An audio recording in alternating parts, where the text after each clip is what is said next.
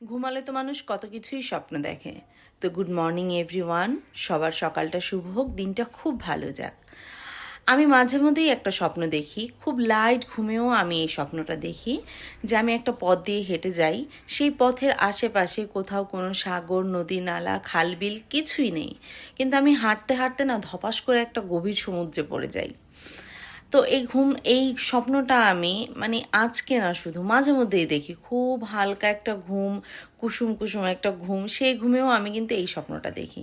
তো অনেকেই বলে স্বপ্ন নাকি মানুষকে অনেক দিক ডিরেকশন দেয়। তো আমি জানতে চাই যে আমি যে একটা গভীর সমুদ্রে পড়ে যাই, আর যেটাতে আমার অরিজিনালি শরীরটা একদম একটা ঝাঁকুনি দিয়ে ওঠে, মানে ঘুমোচ্ছি, সেই ঘুমের মধ্যে আমি এই স্বপ্নটা দেখছি, আমার শরীরটা একদম ঝাঁকুনি দিয়ে ওঠে, আমি অরিজিনালি পড়ে যাই।